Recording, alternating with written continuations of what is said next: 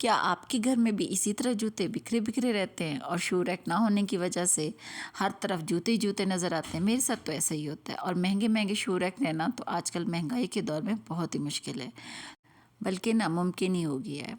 कपड़ों की तो अलमारी बड़ी मुश्किल से ले ही ली जाती है, लेकिन शू रैक इसके लिए अलग से खर्चा करना बहुत ही मुश्किल है। तो चलिए स्टार्ट करते हैं, हम अपना एक नया शू रैक बनाते हैं।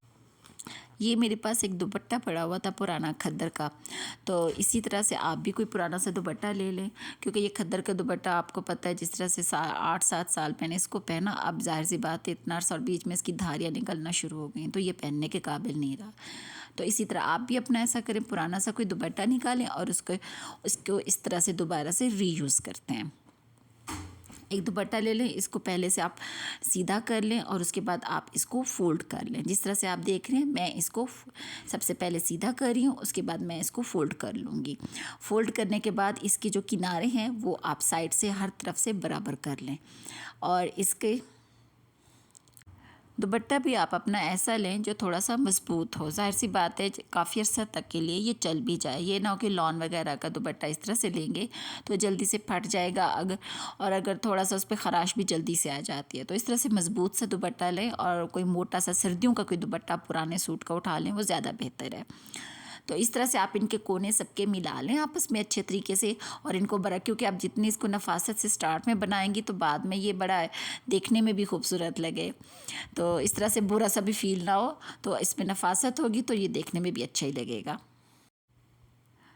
तो आप अच्छे तरीके इन सबके साइड्स और कोने जब इक्वल हो जाए तो उसके बाद आपने इसकी पैमाइश करनी है। जब इस सारे दुपट्टे को आप डबल फ़ोल्ड कर लेंगे, यानी एक तो सीधा फ़ोल्ड होता है फिर उसके बाद डबल फ़ोल्ड होता है, उस तरह से करके एक साइड आपकी बंद हो जाएगी, एक साइड आपकी खुली रह जाएगी। तो आप एक स्केल ले लें या फिर आप चौक वगैरह भी ले सकते हैं, उसकी तरफ से भी वो भी आप ले सकते हैं। तो मैं स्केल ले रही हूँ, साथ में ब्लैक मार्कर, ये इतना नज़र नहीं आएगा, मेरे पास चौक नहीं था। तो इस तरह से आप उसको उससे भी लाइंस लगा सकते हैं, क्योंकि मेरा इतना दिखेगा नहीं और बुरा भी नहीं लगेगा।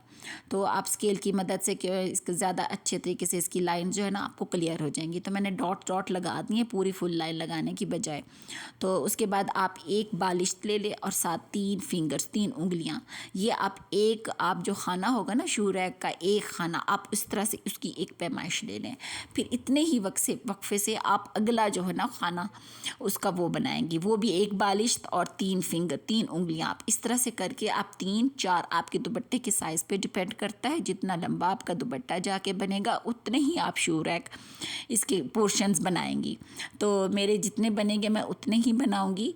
तो इस तरह करके पैमाइश करके पूरे दुपट्टे की इस तरह से आप पैमाइश कर लें, एक पूरी बालिश और 3 फिंगर्स के फासले से। और उसके बाद स्केल और मार्कर या फिर चौक की मदद से आप इनकी दरमियान में थोड़ी सी फासले पर डॉट लगा लें, ताकि सिलाई करने में आपको आसानी हो जाए। मेरे पास इस तरह से एक ये धागा मौजूद है और ये पतला है, तो इसको मैं डबल फोल्ड कर रही हूँ। आपके पास रज़ाई वाला या दूसरा मोटा या बड़ी सुई हो तो उससे भी कर सकते हैं, सिलाई मशीन की मदद से भी आप इस तरह से कर सकते हैं। मैंने ऊपर से सबसे फ्रंट पर 3 फिंगर्स छोड़ी थी, उनकी पहले मैं सिलाई कर रही हूँ। उसके इस तरह से आप ऊपर से 3 जो है ना आपने लगा देनी है, 3 फिंगर्स के फासले पर पहली सिलाई लगानी है, जिस तरह से मैं लगा रही हूँ। और इस तरह करके आप इस सिलाई को जब कंप्लीट करें तो मैं इसको दोबारा से डबल सिलाई लगाऊंगी, क्योंकि मेरा धागा पतला है, तो ये मैं ताकि इसमें मजबूती और ज़्यादा लंबे अरसे तक ये मेरा चल भी पास बहुत ही अच्छा, बहुत ज़बरदस्त किस्म का ऑर्गेनाइज़र तैयार हो जाएगा, नो कॉस्ट, वो भी घर पर बड़े आराम से और आसानी के साथ। इसमें जितना आप इसको बनाना चाहें, जितने भी आप इसको बना सकती हैं और इसको यूज़ में ला सकती है। तो इस तरह से मैंने पहली सिलाई जो है ना वो लगा ली है, वो लगा कर मैंने तैयार कर लिया इसको। अब ये है कि दूसरी सिलाई मैं इसकी लगाना स्टार्ट करूँगी। तो पहली के 2-3 फिंगर्स के फासले छोड़ने के बाद एक बालिश और 3 उंगलियों का, जिस तरह से आपसे कहा था उस तरह से आप इसको करें और सिलाई इस तरह डबल करके आप लगा लें, या फिर सिंगल अगर मोटा धागा है तो उस तरह भी आप कर सकते हैं। तो इस तरह से मैंने 3 पोर्शन इसके बनाए हैं और 3 खाने यानी बनेंगे। तो ये देखेंगे मेरी पहली सिलाई है जो कि लग कर तैयार हो गई है, और उसके बाद साथ ही ये दूसरी सिलाई है जो मैंने लगाई है, ये इस तरह उसके फासले पर जितना मैंने आपको बताया था। ये भी मेरी लग कर, ये मैंने डबल धागे का इसका मजबूत किया है, यानी 2 दफ़ा सिलाई करके, ताकि लंबे अरसे तक ये रिटेन रहे, तो जल्दी से ख़राब ना हो जाए। और ये मेरी तीसरी सिलाई जो है ना, ये भी मेरी लग गई है, ये भी मैंने डबल करके इस तरह से लगा ली है। तो अब ये मज़बूत किस्म का ये ऑर्गेनाइज़र हमारा तैयार हो रहा है, और उसके बाद बहुत ही अच्छे तरीके से इसको ये काफ़ी अरसे तक चल जाएगा। इस तरह से कपड़ा भी इसका मज़बूत है और इसकी सिलाई भी अब मज़बूत हो चुकी है, वो भी घर पर और पैसों की बचत के साथ बेहतरीन किस्म का ऑर्गेनाइज़र हमारा अब तैयार हो गया है। अब हमें ज़रूरत है एक हैंगर की, एक ऐसा हैंगर हो जो वो भी मज़बूत सा हो, बहुत ज़्यादा जैसे लोहे का बिल्कुल बारीक पतली तार वाला होता है, उसको आप यूज़ ना करें। उसको, वो तो बहुत ही यानी लाइट वेट होता है और उसके बाद फ़ौरन ही बेंड हो जाता है, झुक जाता है, और उससे वो काम का नहीं है। आप इस तरह से, ये प्लास्टिक का हैंगर, ये इसमें ये काफ़ी बेहतर है और मज़बूत भी है। और तो आप इस तरह का हैंगर, या जो भी आपके घर में मौजूद हो जिसको काफ़ी थोड़ा मज़बूती वाला हो, उस तरह का हैंगर आप इसको लगाएं। और जिस जगह मैंने वहाँ पर बचाई थी उसको मैंने वहाँ से अंदर की तरफ सिलाई लगा दी है हैंगर को। दुपट्टा सीने के स्टार्ट में जो 3 इंच बचाई थी वो मैंने हैंगर के अंदर फोल्ड करके मैंने स्टिच की है।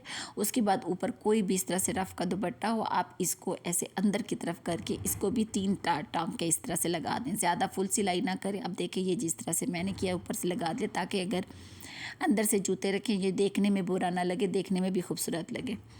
तो इस तरह करके आपने इसको तैयार कर लेना। जिस तरह से आप देख रहे हैं मैंने इसको अंदर की तरफ करके टांके लगा दिए हैं, तो आप भी इसी तरह से करके इसकी एक सिलाई बस 3-4 टांके करके आप लगा लें। ज़्यादा फुल सिलाई बेशक ना करें, लेकिन हैंगर वाली जगह को आपने मज़बूती से वो जो 3 जगह अंदर से फोल्ड करके कर देना। अब ये देख सकते हैं मैंने इसको किसी भी दरवाजे के साथ इस तरह हैंग आउट कर दिया। ऊपर से मेरा वो रफ़ दुपट्टा आ गया, जो दूसरा रफ़ दुपट्टा था जिसकी मैंने सिलाई कर दी थी और टांके 3-4 लगा दिए थे। अब हमारी ऑर्गेनाइज़र तैयार है। इसमें जो जूते हैं ना, आप अंदर की तरफ करके रख दें, क्योंकि इसकी एक साइड ओपन है, दूसरी साइड इसकी क्लोज़ है। जो साइड हमारी खुली हुई है ओपन है। अब देखें ये बहुत खुला सा इसमें फ़ील हो रहा है। जूता भी मैंने रखा है लेकिन काफ़ी स्पेस इसमें मौजूद है अभी भी। अब देख सकते हैं जूते भी बड़े आराम से रखे जा रहे हैं और बड़ा इजी हो के, ये इस तरह से बड़ा जूता भी आ सकता है। मैं मिड साइज़ के जूते हैं तो वो रख रही हूँ। बच्चों के स्लीपर भी इसमें रखिए, और इस तरह से आपके पास 3-4 पोर्शन बनकर तैयार हो गए हैं। 3 पोर्शन मैंने बनाए हैं। तो इस तरह करके दुपट्टे के नीचे से भी मैं आपको करके दिखा देती हूँ कि ये दुपट्टे के नीचे से इसकी इस तरह की लुक आ रही है। जैसे देख सकते हैं ये इस तरह पोर्शन में बन गए। जूते मैंने रख दिए, ऊपर से वो दुपट्टा आ गया ताकि आपको देखने में बुरा ना लगे, देखने में भी खूबसूरत लगे। आप दरवाजे के पीछे लटकाएं या दरवाजे के साथ करके लगा दें, या फिर आप कहीं और कमरे की दीवार के साथ कील ठोंक कर आप लगा दें। तो इस तरह से आपका ये ऑर्गेनाइज़र बहुत अच्छा से तैयार हो गया, नो कॉस्ट।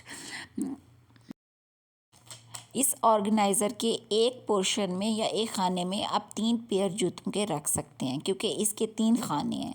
तो टोटल मैंने जब 3 बनाए हैं तो इसका मतलब है 9 जूतों के जोड़े आप एक ऑर्गेनाइज़र में आराम से रख सकते हैं। 4 खाने बनाते हैं तो आप 12 जूतों के पेयर आप रख सकते हैं। एक नीचे वाला वैसे ही मैंने छोड़ दिया है। तो इस तरह से बहुत मज़ेदार, बहुत ज़बरदस्त किस्म का ये ऑर्गेनाइज़र मेरा तैयार हो गया है। जिस तरह से आप देख रहे हैं, और इतना देखने में भी बुरा नहीं लग रहा बल्कि अच्छा ही लग रहा है। तो आप भी इसी तरह से तैयार करें और अपने हज़ारों पैसों की बचत करें। अपना ढेर सारा ख्याल रखिएगा। Stay safe, stay healthy. Allah हाफिज़।